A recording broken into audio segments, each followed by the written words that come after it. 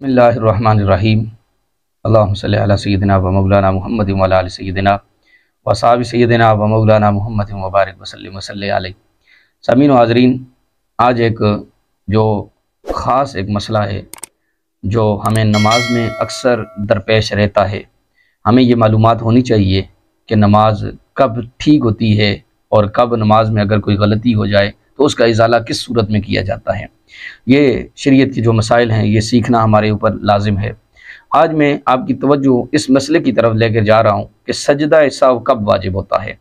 यानी नमाज में अगर कोई वाजिब छूट जाता है भूल कर, तो उसकी कमी को पूरा करने के लिए जो फुक़हा किराम हैं, शरीयत ने हमें एक तरीका बताया है उस कमी को पूरा करने का, और उसको कहा जाता है सजदा सहव।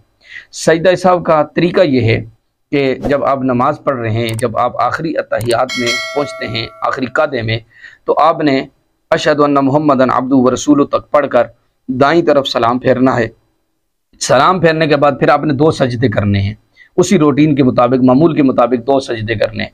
2 सजदे करके दोबारा आपने कादे में बैठना है और अत्तहियात मुकम्मल करनी है, दुरूद पाक मुकम्मल करके, दुआ मुकम्मल करके आपने दोनों तरफ सलाम फेर देना है। ये तो सजदा सहव का तरीका है। अब सजदा सहव कब वाजिब होता है, तो याद रख लें, जो बातें नमाज में वाजिब हैं उनके छूटने से सजदा सहव वाजिब हो जाता है। जो चीज़ें नमाज में सुन्नत हैं या मुस्तहब हैं, जैसे तावुज़ पढ़ना, तस्मिया पढ़ना, आमीन कहना, तकबीरात इंतकाल जो होती हैं, यानी एक रकत से दूसरी रकत में जाने के लिए जो अल्लाहु अकबर कहा जाता है, इनके छूटने से सजदा सहव नहीं है। यानी किसी ने बिस्मिल्लाह नहीं पढ़ी तो सजदा सहव नहीं होगा, या कोई भूल गया है, अल्लाहु अकबर उसने नहीं कहा, रुकू में चला गया है, तो सजदा सहव वाजिब नहीं होगा।